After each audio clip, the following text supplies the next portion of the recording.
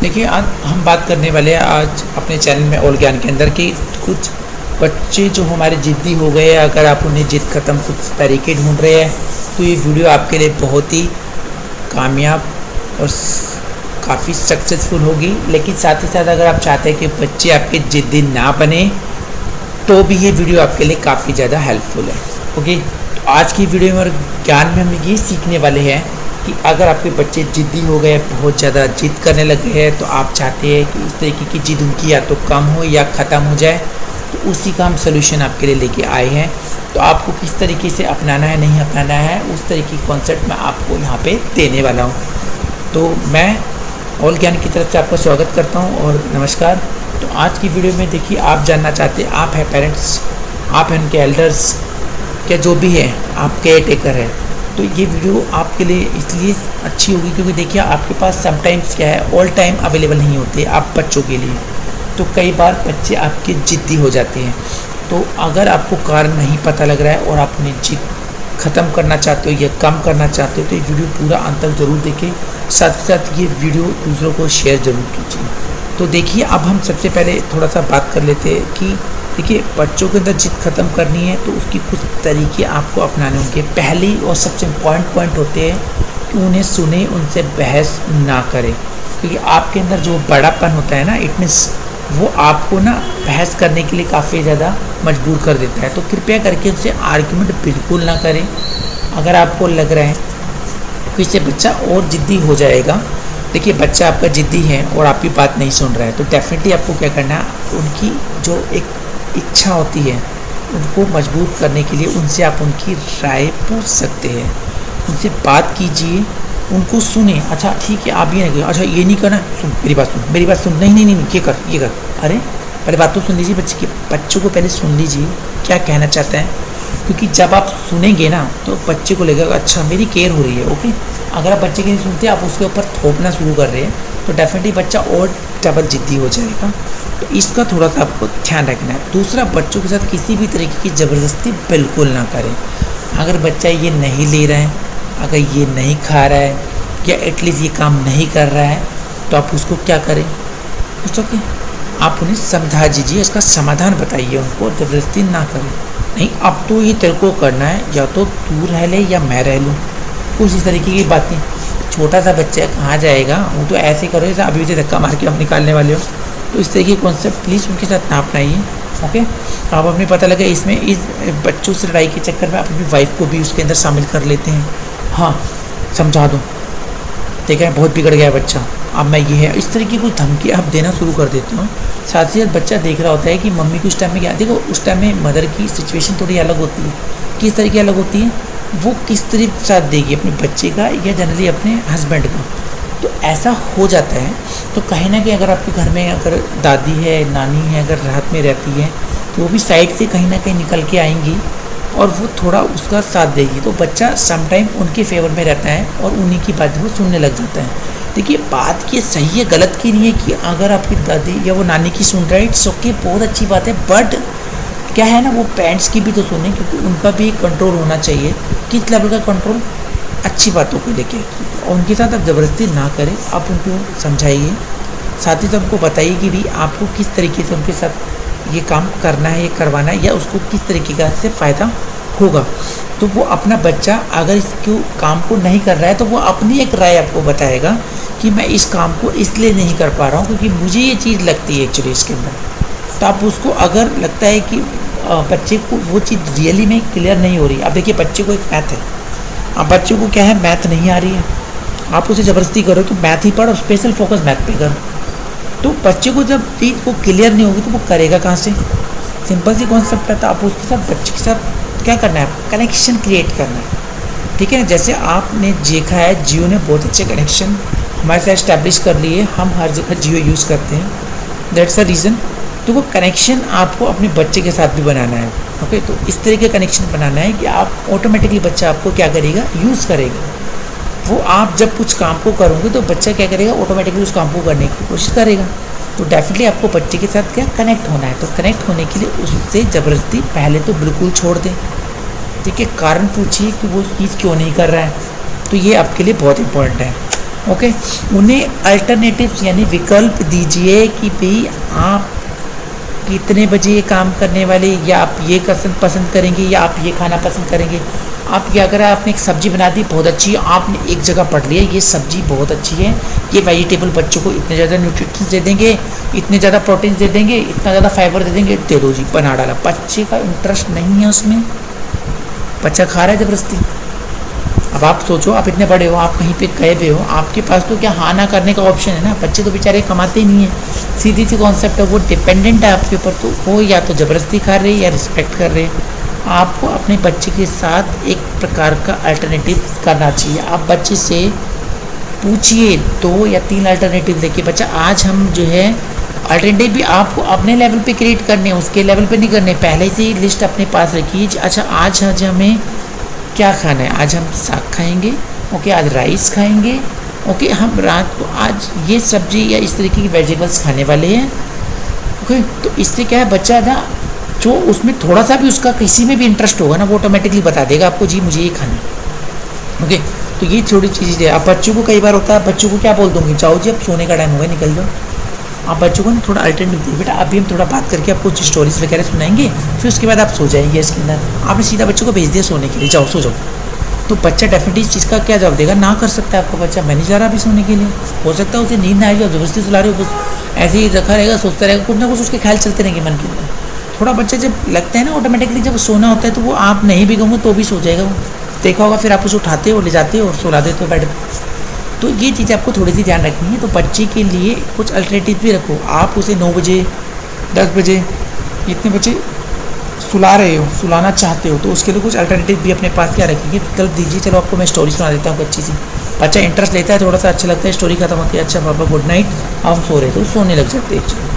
तो उनको स्टोरी सुनाना भी पसंद होती है या सुनना भी पसंद होती है। उनकी कुछ बात सुन लो आप, हो सकता है आपको वो भी कुछ स्टोरी स्कूल की आप सुना दें, भले ही आपने पढ़ रखी हो या सुनी हो। तो एटलीस्ट बच्चा अपनी बातों को ना रिप्रेजेंट कर रहा होता है, तो उन रिप्रेजेंटेशन को भी आपको क्या करना चाहिए, सुनना चाहिए। तो उसका रिप्रेजेंट तरीका देखो ना कितना अच्छा है। स्टोरी सुनाने की देखा होगा दुनिया में बहुत लोग होते हैं, आप भी स्टोरी अपने दोस्तों को सुनाती हो, एक आपका दोस्त बहुत अच्छी स्टोरी सुना रहा है, एक आपको ना पका रहा है। तो स्टोरी वही है सेम है, पर तरीके होते हैं, ओके। तो वही तरीके क्या होते हैं, बच्चों की भी होते हैं। तो बच्चा ना क्या है, उसको सुनाना कर रहा है, कुछ दे रहा है आपको अल्टरनेटिव, आप उनसे सुन रहे हो, उनको सुना दो। तो ये चीज़ थोड़ी आपको ध्यान रखनी है। विकल्प दीजिए बच्चे को, ज़बरदस्ती नहीं कीजिए उनके साथ। तो विकल्प देने से बस ये है कि बच्चे के अपने खुद के जो सुझाव है वो भी निकल के आते हैं। बच्चा क्या करता है, इससे जिद छोड़ देता है। क्योंकि देखो आपने क्या कहा, सो जा, मैं नहीं सो रहा, सो जा, मैं सोऊंगा, टीवी देखूँगा, कार्टून करूँगा, थोड़ा बच्चे के लिए में ही रहेगा। अब आपको शेड्यूल इस तरीके से करना लगता है। कुछ होते हैं लाइफ में, बहुत सी फैमिलीज ऐसे मैंने देखी भी है जो रात को टीवी देखती है, ओके। मैं मना नहीं कर रहा, मैं भी देखता हूँ, मुझे भी पसंद है डेफिनेटली। अब मैं कई बार ऐसे देखता हूँ जो मेरे कुछ पसंद के होते हैं, कुछ ऐसे देखता हूँ जो बच्चों के पसंद के होते हैं। लेकिन समटाइम संडे वाले दिन अगर बच्चे इंटरेस्ट लेते हैं मॉर्निंग में कार्टून चलाना है, तो क्या होता है, देखो मैं कार्टून चला रहा होता हूँ तो वो भी देख रहे होते हैं। लेकिन समटाइम्स क्या होता है, अगर मैं नहीं चला रहा होता, यानी बच्चे कार्टून नहीं चलाते तो वो चला रहे। तो इससे क्या होता है कि बच्चे ऑटोमेटिकली बोलते हैं अच्छा नहीं देख रहा, आप देख लीजिए। तो वो इस तरीके का हमें भी ऑप्शन दे देते हैं, तो ये देख लीजिए ना। तो आप क्या है, अगर आप उनकी बात मान रहे हो तो वो आपकी भी तो बात मानेंगे ना। तो आप इस तरीके का अल्टरनेटिव देखिए, बच्चे की राय समझो, मानो, और उनकी क्या है, इस तरह का कॉन्फिडेंस उसका बढ़ेगा, वो अपनी चीज़ों को आपके साथ शेयर करना शुरू कर देगा। जिद नहीं पकड़नी बस आपको, नहीं आप तो यही देखना है, मुझे इंटरेस्ट है, मेरे पास टाइम नहीं है। अरे टाइम आपके पास नहीं, बच्चे के पास है, बच्चे का टाइम शेड्यूल करो ना, आपके पास ही तो टाइम है, और है किसके पास, ओके। तो ये थोड़ी आपको थोड़ी चीज़ ध्यान रखें। शांत रहना बहुत ज़रूरी होती है। काफ़ी हद तक पेरेंट बहुत गुस्से में और चिल्लाते रहते हैं, मतलब बहुत ज़्यादा कहते हैं चिल्लम चाली करते रहते हैं। इट मीन्स ये चीज़ें क्या होता है, आप उस टाइम में अपना कॉन्फिडेंस खो देते हो। ऐसा नहीं कि बड़ों का कॉन्फिडेंस नहीं खोता, चिल्लाने से समटाइम्स क्या होता है, कॉन्फिडेंस हो जाता है और उनको गुस्सा आना शुरू हो जाता है, जिस वजह से क्या होता है कि बच्चे डर जाते हैं आपके भाई, ये तो छोड़ो बड़े भी डर जाते हैं। तो आप इस तरीके की चीज़ उनके साथ ना करो, पता लगे उनका भी, बच्चों का नीचे भी लड़ाई जैसा हो जाए, वो भी शांत रहना छोड़ दे, वो भी उल्टी सीधी हरकतें करना शुरू कर दे। तो इस तरीके के बर्ताव से बचने के लिए आपको सिर्फ इतना करना है कि उनकी मदद करें, शांत रहिए, उनको शांति से सुनने के लिए कोशिश कीजिए, उन पर चिल्लाए ना, उल्टी सी जबान उनसे ना लगाएं, ठीक है ना। आर्गूमेंट लेवल बहुत ही कम रखें, 0 लेवल तक कोशिश करें रखें, ओके। तो इस तरीके से बच्चा आपसे शेयरिंग करेगा, जिससे आप उनको क्या कर सकते हो, उनको अडल्ट होने में जब वो बड़े हो रहे होंगे तो उनमें उनकी हेल्प होगी।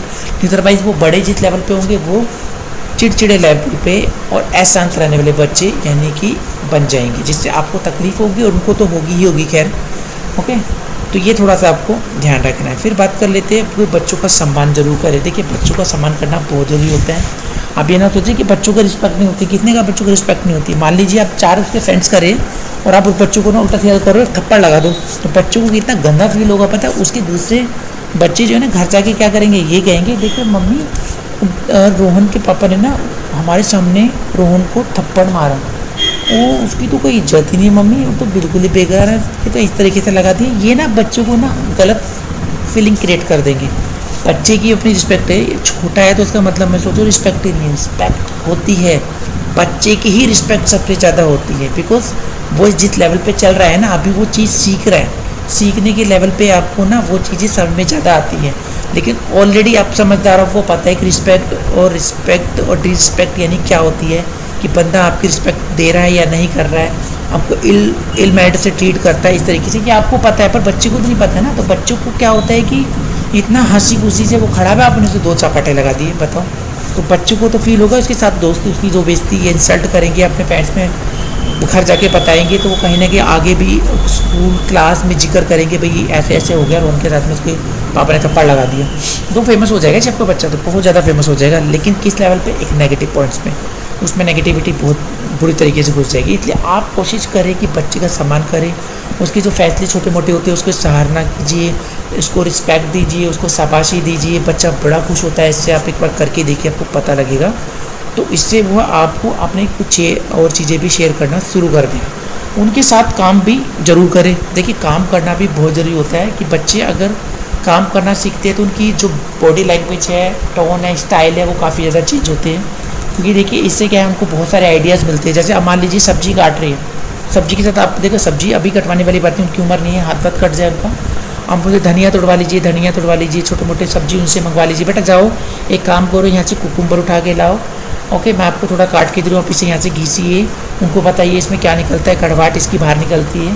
तो ये चीज़ें बच्चों को सीख रहे हो। अब धीरे धीरे बच्चा जैसे इसके साथ बड़ा होता है, ये मत सोचिए कि आपका बच्चा एक मेल है या फीमेल है, इट डज नॉट मैटर, बच्चा है दैट्स इम्पॉर्टेंट। और बच्चे को अच्छा बनाना है तो उसको ये चीज़ें सिखानी है। इन फ्यूचर कभी भी वो अपना कुछ खुद काम कर सकता है, not dependent, fully self dependent. तो इस तरीके की चीज़ें उसके लिए बहुत अच्छी होगी। छोटी छोटी उसे सिखाइए चीज़ें, यहाँ से सामान उठा कर इसको ये बोलते हैं, इसको ये कहते हैं, इसको ऐसे किया जाता है, ये चीज़ यहाँ रखने से ख़राब हो सकती है, अगर ख़राब हो तो बेटा इसे बाहर फेंक दो। ये सारी चीज़ें किस तरीके की है, बच्चों को आप अपने साथ काम करवाते हो तो बच्चा सीखता है, वो आपसे पूछता है मम्मा इससे क्या होता है, ये क्या होता है। आपको गुस्सा होने की जरूरत नहीं है, आपका बच्चा सीख रहा है, जान रहा है। कुछ बच्चों तो ऐसे होते हैं जब माँ बाप या इन्हीं पेरेंट्स वगैरह कुछ काम कर रहे होते हैं ना, वो तो ऑलरेडी टीवी खोल के बैठ जाते हैं। तो क्या होता है, इससे बच्चा कुछ सीख नहीं रहा, तो डेफिनेटली क्या है, वो सीख रहे कार्टून, वो सीख रहे टीवी, जिसमें उसका टाइम काफ़ी हद तक बर्बाद हो रहा है। आप देखिए हम बात कर लेते हैं, ये बच्चा आपके साथ खड़ा है और ये कुछ सीख रहा है, इट मीन्स उसकी लैंग्वेज बदल रही है, ठीक है। ये चीज़ें वो इजीली बता सकता है किसी को दूसरे की, इससे क्या फ़ायदा होता है, नींबू क्या क्या काम करता है, नींबू कैसे निचोड़ा जाता है। ये छोटी चीज़ें आपको लग रही होगी, पर एक्चुअली अगर मान लो एक 17 साल का कोई बच्चा हो जाए और उसे नींबू निचोड़ना ना आता हो, गैस जलानी ना आती हो, तो कितना अजीब सा लगता है। लेकिन अगर वो ये चीज़ें धीरे धीरे सीखता है तो वहाँ तक आने तो वो हर चीज़ कर सकता है जो आप कर रहे होते हो। तो तरीके, सावधानियाँ, सारी चीज़ें सीख जाएगा आपके साथ में, प्रिकॉशन सब कुछ उसके अंदर कूट के भर जाएंगे, जो आपको प्रॉपर स्पेशली पैड के बिना किसी प्रैक्टिकल के उन्हें अलग से सिखाना पड़ जाएगा। तो ये तो लाइव प्रैक्टिकल्स है लाइफ का, आप उन्हें सिखाइए इस तरीके की चीज़ें, ओके।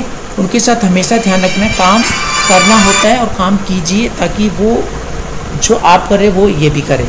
तो इससे मैं क्या है कि आपकी जो सारी एक्टिविटी है वो भी बच्चे सीख रहे होते हैं, और उनसे भी थोड़ा काम करवाइए और बताइए कि वाह आप कितना अच्छा काम कर रहे हैं। वही चीज़ एक्चुअली उनको भी दीजिए। आप छोटी छोटी रोटियां बनाते हैं लड़के लड़कियां, तो उसको बना के आप उन्हें वहाँ पे सेकिए, उन्हें दीजिए बना के, तो बच्चे बड़े खुश होते हैं, वाह ये मेरी प्यारी सी छोटी है। इस तरीके से ये एक्टिविटी भले ही आपको लगता होगा अजीब सी, पर एक्चुअली बहुत काम की होती है, बच्चा बहुत खुश होता है इससे, ओके। तो ये इस तरीके की जो चीज़ें हैं अगर आप उनके साथ करेंगे तो बच्चा आपका जिद्दी तो होगा, तो वो भी सुधरेगा, और जिद्दी जो नहीं है या बनने की कोशिश भी कर रहा होगा थोड़ा सा, वो भी जिद्दी नहीं रहेगा। तो इस तरीके की कुछ ट्रिक्स और टिप्स आपके लिए है बच्चे को जिद्दी ना बनाने के लिए। तो आई होप ये वीडियो आपको अच्छी लगी होगी, तो दूसरे पेरेंट्स के साथ और सभी के साथ ये शेयर ज़रूर कीजिए। ये वीडियो सबको मिलनी चाहिए ताकि इस तरीके की समस्या जो हमारी सोसाइटी में है वो धीरे धीरे कम होगी, ओके, और बच्चे आपकी बात सुनेंगे भी। तो इस वीडियो के अलावा और भी ऐसी वीडियो आपको मिलती रहेगी, तो प्लीज़ मेरे चैनल को सब्सक्राइब कीजिए और दूसरों से भी करवाइए। फिर मिलेंगे एक नई वीडियो के साथ में। Thank you very much, have a nice day.